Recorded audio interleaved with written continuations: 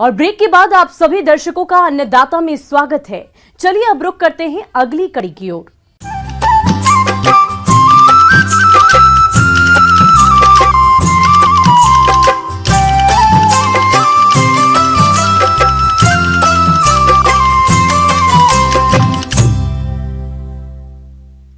वर्तमान समय में बढ़ती हुई जनसंख्या के कारण लगातार कृषि भूमि घटती जा रही है, जिसके कारण पौष्टिक खाद्य पदार्थों का उत्पादन कर पाना एक समस्या बनता जा रहा है।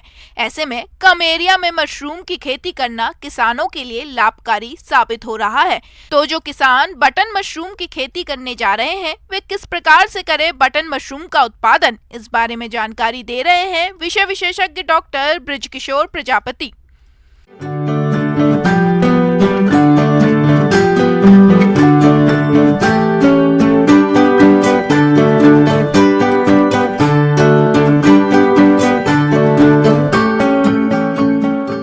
वर्तमान में जो है शीतकालीन मौसम चल रहा है। इस समय जो है किसानों को अतिरिक्त आय के लिए जो है बटन मशरूम जो है उसके उत्पादन कर जो है अधिक लाभ प्राप्त कर सकते हैं। देश में श्वेत बटन मशरूम की खेती बड़े पैमाने पर की जा रही है। उत्पादन की दृष्टि से इसका विश्व में प्रथम स्थान है। देश के मैदानी व पहाड़ी भागों में श्वेत बटन मशरूम को शरद ऋतु में उगाया जाता है, क्योंकि इस ऋतु में तापमान कम तथा हवा में नमी अधिक होती है। मशरूम की खेती करने का तरीका खाद्यान्न और बागवानी फसलों से बिल्कुल भिन्न है, अतः इसकी खेती शुरू करने से पहले प्रशिक्षण देना हितकर होता है। पूरे विश्व में जो है मुख्यतः जो है 4 मशरूम जो होते हैं, बटन मशरूम, ढिंगरी मशरूम, दुधिया मशरूम और जो है पुआल मशरूम, जो इसकी खेती जो है व्यापक रूप से जो है खाने के रूप में किया जाता है। इसके अतिरिक्त भी कई प्रकार के मशरूम है, गायनोडर्मा है, शिटाके मशरूम है, जो आयुर्वेद में जो है इनका दवाई बनाने के कार्य में होता है। अब जो है हम बटन मशरूम के उत्पादन तकनीकी पर चर्चा करना चाहेंगे। तो बटन मशरूम के उत्पादन के लिए मुख्य रूप से 4 चरण होते हैं। पहला चरण जो होता है उसमें आपको कंपोस्टिंग करना होता है, मतलब खाद का निर्माण करना होता है। दूसरी चीज़ उसमें बिजाई करना होता है, कंपोस्ट बनने के बाद जो होता है उसे बिजाई करना होता है। और तीसरा जो है उसमें केसिन, और चौथा चरण जो होता है उसमें तोड़ाई का कार्य होता है। तो अब जो है हम पहले चरण की बात करें तो इसमें पहला जो होता है कंपोस्टिंग बनाने के लिए। तो कंपोस्टिंग जो है खाद बनाना, मतलब इसकी 2 प्रक्रियाएं होती है, एक छोटी विधि होती है और एक बड़ी लंबी विधि होती है। छोटी विधि जो है उसमें लागत थोड़ा सा ज़्यादा होता है, परंतु जो किसानों के द्वारा जो है हमारे देश में लगभग जो है लंबी विधि का जो है व्यापक रूप से उपयोग में लाया जाता है। और इसके निर्माण के लिए जो होते हैं विभिन्न प्रकार के फार्मूला और सूत्र जो है विभिन्न विश्वविद्यालयों के द्वारा जो है निर्मित किए गए हैं, जिसमें से एक फार्मूला मैं आपको बताता हूं। जैसे आपको 1000 केजी जो है आपका भूसा या पैरे की ज़रूरत पड़ेगी, उसमें 420 केजी जो है मुर्गी की खाद की ज़रूरत पड़ता है, और लगभग 65 केजी जो है जिप्सम की ज़रूरत पड़ेगी। गेहूं का चोकर 50 केजी ज़रूरत पड़ेगा, और उसमें 18 केजी यूरिया की आवश्यकता पड़ती है। अब आपको कंपोस्टिंग बनाने के लिए जो है जिप्सम की मात्रा छोड़कर सभी चीज़ों को जो है हम पानी के द्वारा सिंचित करेंगे और पैर से दबाते हुए चलेंगे। मतलब पूरी तरीके से आप जो भूसा है या पैरा है उसकी मात्रा जो है, और उसमें जिप्सम को छोड़कर बाकी सभी चीज़ों को मिलाकर पानी से भिगाकर पैरों से दबाते हुए चलते हैं, और उसको फिर ढेर बनाना होता है, इकट्ठा करना हुआ होता है। यह प्रक्रिया लगभग 5 दिनों तक करनी होती है। गीले किए गए मिश्रण को मिलाकर करीब 5 फुट चौड़ा और 5 फुट ऊंचा ढेर बना लें। ढेर की लंबाई सामग्री की मात्रा पर निर्भर करती है। ये ढेर 5 दिन तक ज्यों का त्यों बना रहने दें, और जरूरत हो तो बाहरी परतों में नमी कम होने पर आवश्यकता के अनुसार पानी का छिड़काव किया जा सकता है। 6वें दिन जो है आपको पहली पलटाई करनी होती है।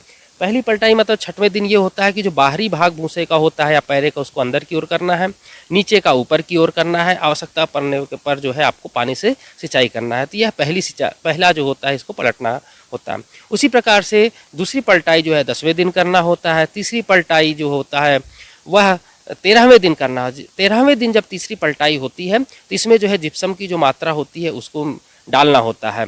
इसी प्रकार से डालने के बाद जो है आपको पुनः जो है पानी से सिंचाई करके आपको जैसे पहली अवस्था में आप पहली पलटाई में रखे थे आपको उसी प्रकार से करना है। इसी प्रकार से अब अगली चौथी पलटाई 16वें दिन, फिर अगली पलटाई 19वें दिन, फिर अगली पलटाई जो है 5वीं पलटाई लगभग जो 22वें दिन की जाती है। और इस दिन जो होता है मेलाथियन की जो मात्रा होती है 0.1% की जो है उसमें ज़रूर निश्चित रूप से मिला दें। यह कीटनाशकों के लिए कीटनाशक के रूप में कार्य करता है और कीटों के जो अंडे वगैरह होते हैं उसे नष्ट करने का काम करता है। और जो आखिरी पलटाई जो होती है वो 28वें या 29वें दिन करनी होती है, जो छठवीं पलटाई होती है।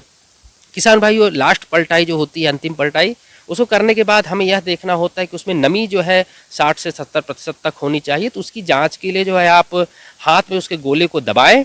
अगर उससे पानी निकलना बंद हो जाता है परंतु उसकी नमी जो होती है हमारे हाथों में लगेगी तो वह सबसे उपयुक्त होता है। उस समय जो नमी होती है लगभग 60 से 70% तक होती है। दूसरी चीज़, उसमें अमोनिया का जो गंध होती है उसका जांच करना बहुत ज़्यादा ज़रूरी होता है। अगर अमोनिया की गंध जो है आ रही है तो आपको कंपोस्ट बनी है उसको फैला दें और 2-3 दिन तक जो है उसको छोड़ कर रखें। आप यह सुनिश्चित कर लें कि ये गंध आना पूरी तरीके से बंद हो जाए और नमी जो है 60 से 70% तक हो, तो यह सबसे उपयुक्त अवस्था होती है बिजाई के लिए।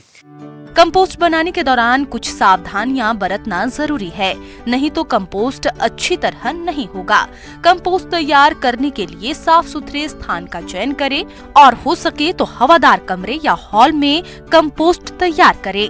जो भी व्यक्ति पलटाई का काम करते हैं वे हाथों में दस्ताने और जूते अवश्य पहनें। कंपोस्ट को कभी भी खुले स्थान पर नहीं बनाएं। अब दूसरा चरण आता है बिजाई का। अगर आप 100 केजी का आपका कंपोस्ट बना है तो उसमें लगभग आधा केजी से लेकर मतलब 500 ग्राम से लेकर 750 ग्राम तक जो है बीज आपको मिलाना होता है और उसके पन्नी के बैगों में भरना होता है। बिजाई को 2 तरीके से बिजाई की जाती है। पहली विधि जो होती है उसमें पूरे कंपोस्ट में जो है मिलाना होता है और दूसरी जो विधि होती है उसमें परत दर परत मतलब 2 इंच का आप पन्नी के अंदर अगर आप बिछाते हैं कंपोस्ट को, उसके ऊपर जो है बिजाई करनी होती, फिर से 2 इंच का करना होता है। इस प्रकार से लगभग 5 से 6 इंच का आपको बैग बनाता है। उसके बाद जो है इसके ऊपर जो है पेपर जो होता है, न्यूज़पेपर अखबार जो होते हैं, परत होती है या सबसे ऊपरी परत जो होती है उस पर आपको न्यूज़पेपर अखबार को आपको रखना होता है। क्योंकि हमें सावधानियां सुनिश्चित कर लेनी चाहिए। जैसे कि हमें घर की साफ़ सफाई, जिस कमरे में हमें उत्पादन करना है तो उसकी जो है फॉर्मेलिन से जो है हम फ्यूमिगेट कर लें, अन्यथा जो है कैल्शियम का पूरे दीवार में जो है हम चूने से पुताई कर लें और जितने भी हमारे खिड़की दरवाजे हैं उसमें जो है आप जीआई तार की जो जालियां आती हैं उसको आप लगा दें। और यह लगभग जो है सुनिश्चित करना होता है कि जिस कमरे में हमें रखना है उसमें आर्द्रता जो है लगभग 80 से 90% तक हो और उसके अंतर्गत जो तापमान है वो 22 से 25 डिग्री तक होना चाहिए। और उसके अलावा जो है उसमें कार्बन डाइऑक्साइड की जो मात्रा है 0.1 से लेकर 0.5% से ज़्यादा नहीं होनी चाहिए। अगर मान लीजिए ज़्यादा है तो उसमें आप सुबह शाम निश्चित रूप से उसकी खिड़की दरवाजे को थोड़ा सा खोल दें, जिससे बाहरी स्वच्छ हवा जो है अंदर चली जाएगी और कार्बन डाइऑक्साइड की जो मात्रा जो है वह जितना सुनिश्चित होनी चाहिए उससे उसके अंतर्गत आ जाएगी। आप 2 हफ्ते के बाद देखेंगे कि आपका पूरा जो कंपोस्ट है वो सफ़ेद धागे के रूप में बदल जाएगा। अब आपको जो है इसके ऊपर केसिन की प्रक्रिया करनी होती है। केसिन मतलब होता है ढकना, सपोर्ट प्रोवाइड कराना होता है। तो उसमें जो है केसिन बनाने की जो प्रक्रिया है वो 10 दिन पूर्व कर लेनी चाहिए। और केसिन बनाने के लिए जैसे आपकी दोमट मिट्टी होती है, सड़ी हुई गोबर की खाद होती है, जो धान का भूसा होता है, उस चोकर जो जिसको कहते हैं, खुद्दी जिसको बोली जाती है, उसका आप उपयोग कर सकते हैं, या आपका गार्डन जो होता है उसकी मिट्टी को उपयोग कर सकते हैं। तो यह विभिन्न प्रकार के अवयवों का आप उपयोग कर सकते हैं, वो मिक्स करना होता है और 4% फार्मेलिन के साथ जो है उसको मिलाकर उसको पन्नी से ढक दें और यह जो है 2 से 3 दिन तक इसको ढक कर रखें। उसके बाद जो है आप 2-3 दिनों के बाद उसको खोलें। अगर उसमें किसी प्रकार की फार्मेलिन की गंध आती है तो उसको फैलाकर रखने के बाद जो है जब गंध पूरी तरीके से खत्म हो जाए तो 1.5 से 2 इंच का जो होता है आपको जो केसिन मिट्टी बनी हुई है, मतलब जो केसिन बना हुआ है, उसको अखबार को हटाने के बाद सबसे ऊपरी परत में जो है आपको 1.5 से 2 इंच का केसिन फैलाना होता है। जब केसिन आप पूरी तरीके से जो अगले 1 हफ्ते में जब पूरी तरीके से वह भी धागे के रूप में सफ़ेद कवर हो जाएगा तब तापमान 22 डिग्री से लेकर 14 से 18 डिग्री के बीच लाकर रखना होता है। उसके अलावा जो है बैगों पे जब हम पानी का छिड़काव करते रहेंगे तो उसमें हमें आर्द्रता सुनिश्चित कर लेनी चाहिए। माइसीलियम का फैलाव होता है वह लगभग जो है 80 से 90% तक होना चाहिए। तो यह भी हमें सुनिश्चित करना चाहिए। उसमें हाइड्रोमीटर जो आर्द्रता नापने की यंत्र है उसको आप उपयोग करके आप उसको सुबह शाम चेक करते रहें। उसके बाद आप देखेंगे कि अगले 1 हफ्ते के बाद जो है उसमें जो फलन आएंगे, आप वह फलन अगर 2 से 3 सेंटीमीटर का है तो सबसे उपयुक्त होता है, उसको दाहिने तरफ घुमाकर तोड़ लें और जो आप देखेंगे कि लगभग 1 कुंटल से जो है आपको 25 से 30 केजी जो है आपको हमें जो है बटन मशरूम प्राप्त होगा। तो किसान भाइयों, मेरे द्वारा बताई गई जानकारियों को आप अपना कर जो है बसंत मतलब जो शीत ऋतु है, शीत ऋतु में जो है आप बटन मशरूम का उत्पादन करके अतिरिक्त आय भी प्राप्त कर सकते हैं और कुपोषण जैसी समस्याओं से निराकरण भी प्राप्त कर सकते हैं। धन्यवाद।